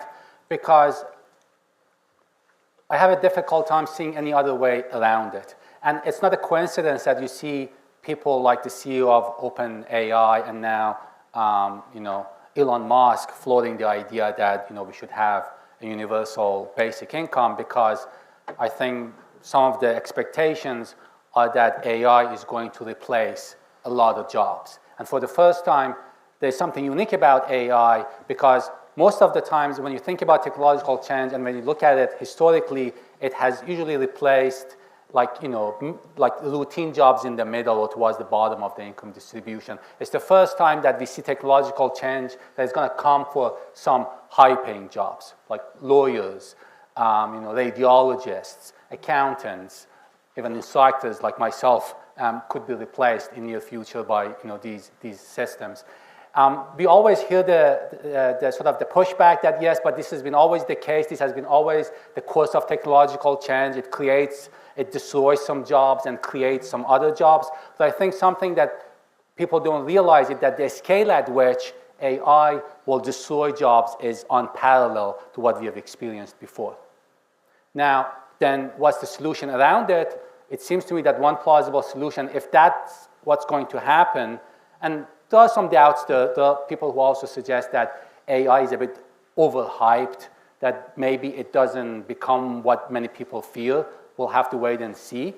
I'm more on the pessimist side on that. But to me, then, the only reasonable way around it is a universal basic income program. But remember, another thing that AI does is when I talked about that balance of power, guess who's going to benefit from AI? The owners of capital. Because you have now got rid of the thing that is the most costly, which is labor, right? So then are we going to basically be able to win the fight to have something like universal basic income when it comes to that? That becomes the important question, I think. But if nobody has any money to spend, if you lay off the population, right? Yes, so it seems like the logical conclusion, yes. Great, thank you. Yes, go ahead, please. Yeah, I'm going to reference your point about governments having unlimited spending capability. I worked for the Canadian government on the debt issuance side. I was deputy treasurer of CMHC, and I worked on Bay Street as an investment banker issuing debt for governments, and EDC, which is Canada's trade arm. We are in a situation right now, in my kind of synopsis, is that we are not producing enough revenue, but we're spending well beyond. So we're refinancing our debt. So I'm going to bring you a point. In 1995, we couldn't borrow. The government of Canada couldn't borrow outside of Canada. We were called the New Mexico. So countries like Argentina, Russia, they'd gone bankrupt. So the cycle is unique, but the main thing is liquidity of debt. And governments have to realize that the ability to spend on promises is very limited right now. We are going to have a whole conversation about it in September, so I hope you come back. That's kind of the more advanced conversation. We wanted to set the stage for that. It's super interesting to dig further into. Thank you for that. Do you want to respond to that? Are you okay? No, I realize that there are real constraints, but again, one thing that we also need to remember is that when government is in debt, guess who is in surplus? The private sector. That's what we call a sectoral balance.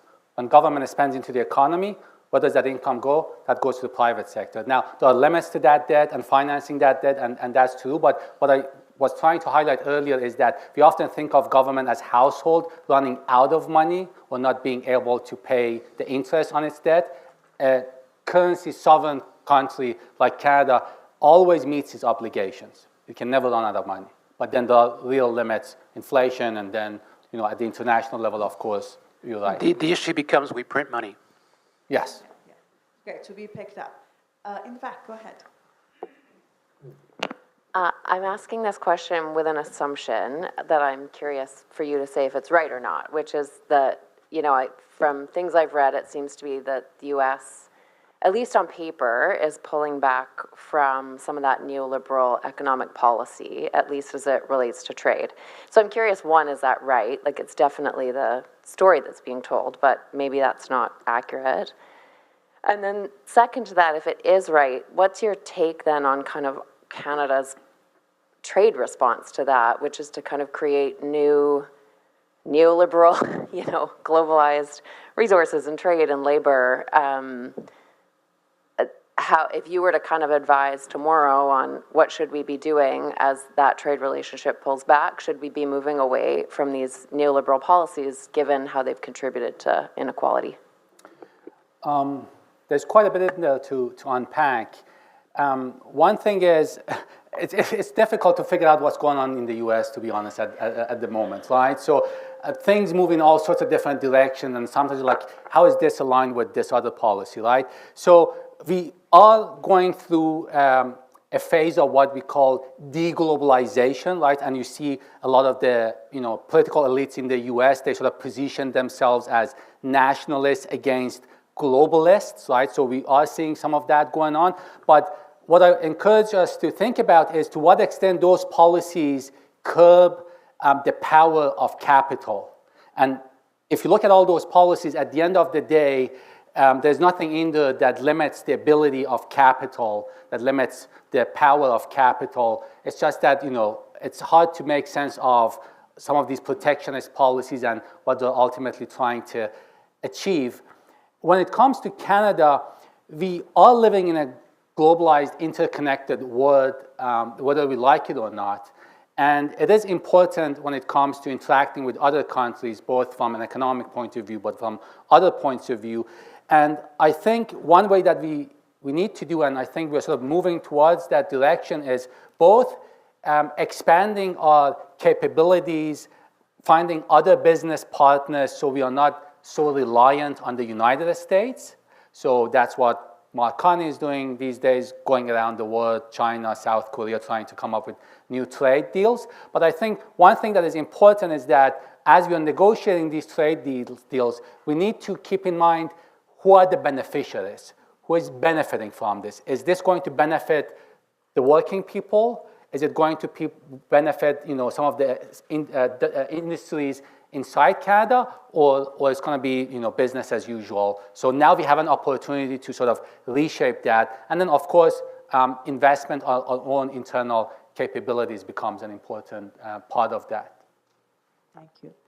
Maybe one last question for someone who's not on this side of the room. Yes, in the second. Yes, go ahead. Is it? So there's been some discussion about basic income grant, and perhaps you could just tell us what your feelings are about Bill 206 that's being debated in the Senate at the moment in terms of the basic income grant, and what is the likely impact of that on addressing income inequality? So I think in terms of a universal basic income, again, it seems like it's sort of a something that we are moving towards, especially given what's happening with artificial intelligence, as we talked about earlier.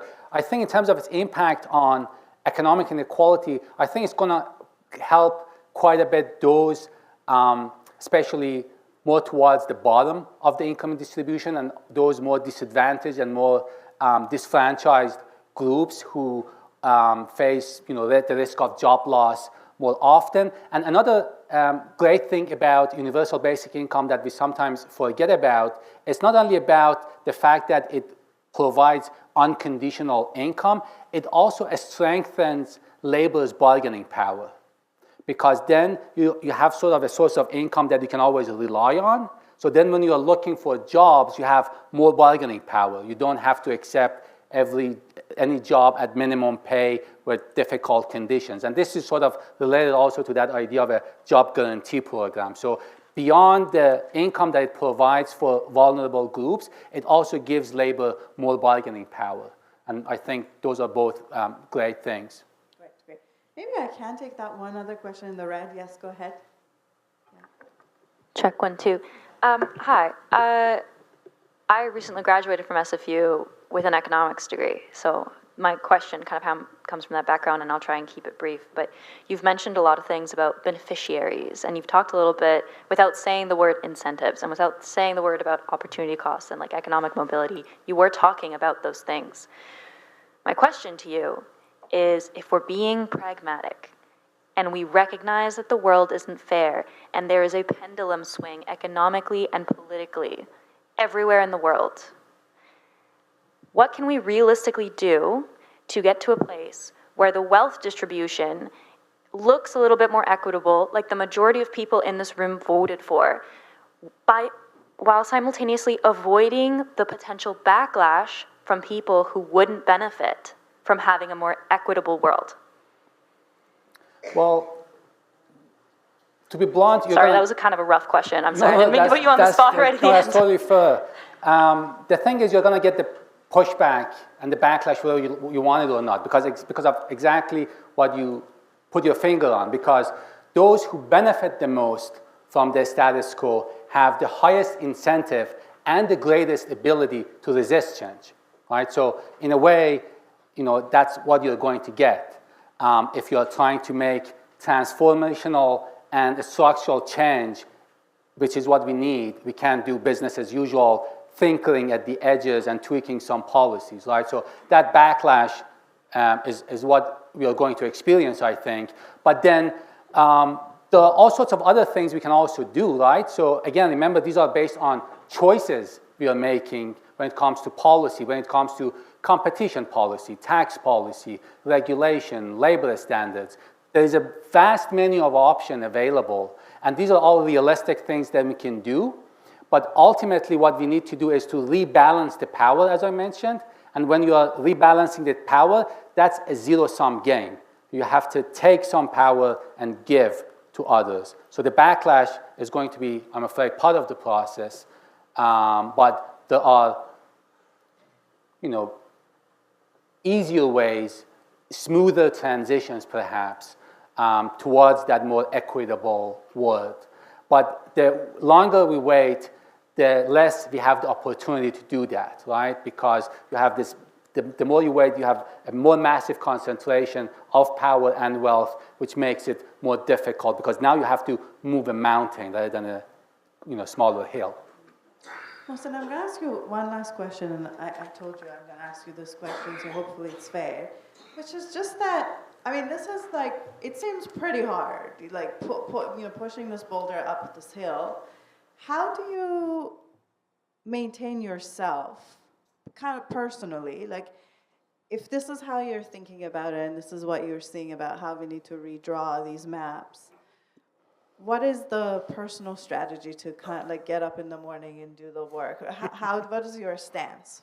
How do you see? To tell you the truth, that's becoming increasingly difficult. Yeah.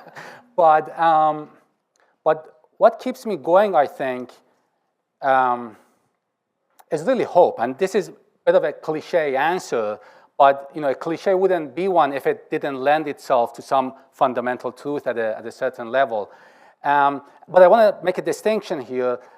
I'm hopeful, but I'm not optimistic. For me, hope is not about optimism, it's about possibility, right?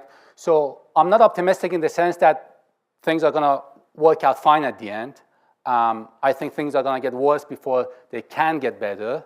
And there are opportunities and possibilities, I think, that we can take advantage of. And what gives me hope is that I think an increasing number of people are starting to see the cracks are widening, and they can see through the facade. And these cracks, while on the one hand are a sign of collapse, On the other hand, for me, there are a sort of opening. There's this beautiful song by my favorite singer and songwriter, Leonard Cohen. And he says, there's a crack in everything, that's how the light gets in. And that's one way that I think about these cracks, that yes, they are a sign of a deterioration of these structures, but on the other hand, they also hint at some openings. And to me, the idea that more people are starting to realize that these things are not inevitabilities, that they start to reimagine other alternatives, that's for me is hope. That's for me hope as resistance, hope as refusing to accept inevitabilities, and hope as imagination, and hope as having the courage to see clearly and then still act. Thank you so much for that. Thank you. Well, let's end on that and just say thank you for, I feel like you have opened some new imaginations and possibilities, even with all the difficult news that you have delivered. Thank you so much for doing that. Everybody, please join us for a reception just out of this door, and you'll be around to answer questions with people one-on-one. And join us again next time. Really nice to see so many of you. Thanks for coming out. Thank you very much for coming. Okay.